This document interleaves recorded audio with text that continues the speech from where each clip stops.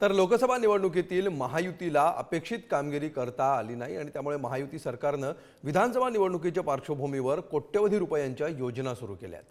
यामध्ये मुख्यमंत्री माझी लाडकी बहीण योजना याची प्रचंड चर्चा झाली। हीच योजना विधानसभा निवडणुकीमध्ये महायुतीसाठी गेम चेंजर ठरली। बघूया या संदर्भातला स्पेशल रिपोर्ट। एक आहेत भाई, दुसरे आहेत भाऊ आणि तिसरे आहेत दादा। 1500 रुपयांची ओवाळणी देणाऱ्या या तिघा भावंडांना लाडक्या बहिणींनी भरभरून मतांचं रिटर्न गिफ्ट दिलंय। त्यामुळे लाडकी बहीण योजना महायुतीसाठी गेम चेंजर ठरली असल्याचं दिसून येत आहे। महिलांचं भरभरून मतदान। लोकसभेला 2,63,49,066 महिलांनी मतदान केलं। विधानसभेला 3,06,49,319 महिलांनी मतदान केलं। लोकसभेपेक्षा विधानसभेला महिलांचं मतदान 43 लाखांनी वाढलं। प्रत्येक मतदारसंघात सरासरी 15,000 महिलांच्या मतदानात वाढ झाली आहे। आम्ही फक्त बोललो नाही तर 5 इन्स्टॉलमेंट लाडक्या बहिणींच्या खात्यात टाकले सुद्धा। आणि आम्हाला माहित होतं हे विरोधक सावत्र भाऊ आमच्या या नोव्हेंबरच्या पैशामध्ये अडकाटी आणतील, म्हणून आम्ही ऑक्टोबरमध्येच आचारसंहिता लागायच्या अगोदर नोव्हेंबरचे पण पैसे दिले। कारण शेवटी आम्ही देण्याची नियत आमची आहे, नियत साफ आहे। आम्ही सरकारमध्ये तिघांनी मिळून काही योजना जाहीर केल्या। त्या योजना इतक्या पॉप्युलर झाल्या, त्याच्यामध्ये लाडकी बहिणा म्हणजे गेम चेंजरच ती योजना झाली। अंडर करंट असा का बहिणींनी दाखवला की मी सगळे उताने पडले, सगळे आडवे झाले। एक माझं स्वतःचं स्पष्ट मत आहे, प्रत्येकाची वेगवेगळी मतं असू शकतात। 5 महिन्यांपूर्वी झालेल्या लोकसभा निवडणुकीमध्ये महायुतीला मोठा फटका बसला। त्यामुळे मध्य प्रदेशच्या धर्तीवर महायुती सरकार मुख्यमंत्री लाडकी बहीण योजना सुरू केली। या माध्यमातून राज्यातील लाभार्थी महिलांना दर महिन्याला 1500 रुपये देण्याची घोषणा केली आणि या योजनेमुळे महायुतीच्या बाजूने वारं फिरायला सुरुवात झाली। लाडकी बहीण ही गेम चेंजर ठरली। पावसाळी अधिवेशनामध्ये महायुती सरकारकडून लाडकी बहीण योजनेची घोषणा करण्यात आली।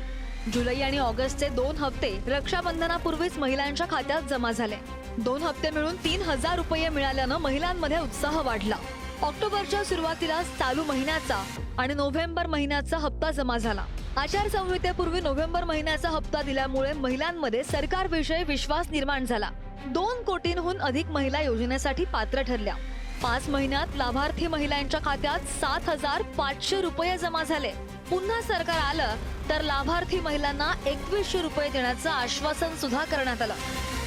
शिंदे साहेबांचे खरोखर आभार मानतो की ज्या आम्ही धुनी भांडी करणाऱ्या महिला आहेत, या राज्यात जेवढ्या महिलांना त्यांनी बहिणी मानलं आणि बहिणीसाठी त्यांनी जो पाठिंबा दिला, जे आमच्यासाठी त्यांनी लाडली बहीण योजना काढली आणि खरोखर आम्ही त्याच्याबद्दल आमचं कर्तव्य होतं की साहेबांना आम्ही निवडून द्यावे आणि आम्ही आमचं कर्तव्य सगळ्या महाराष्ट्रात सर्व राज्यामध्ये सर्व बहिणींनी त्यांचं कर्तव्य आता पार पाडले। अहो माहेरी गेले तर 500 रुपये द्यायला भावाला जीवार येतं, पण हा भाऊ धर्माचा का होईना मुख्यमंत्री याने आज जवळजवळ दिवाळीच्या आधी 7,500 महिलांना दिले, म्हणजे बहिणींना दिले, लाडक्या बहिणींना। या लाडक्या बहिणीमुळं युती सरकार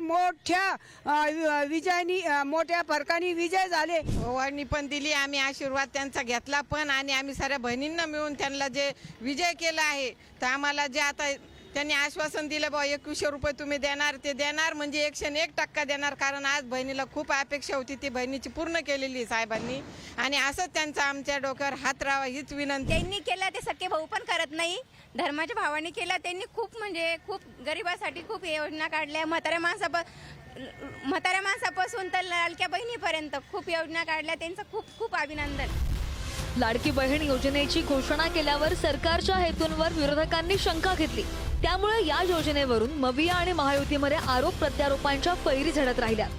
त्यानंतर महाविकास आघाडीला सुद्धा त्यांचं सरकार आलं तर महालक्ष्मी योजनेमधून लाडकी बहीण योजनेपेक्षा वाढीव निधी देण्याची हमी जाहीरनाम्यातून दिली। मात्र लाडक्या बहिणींनी महायुती सरकारवरच विश्वास टाकलाय। ब्युरो रिपोर्ट, पुढारी न्यूज।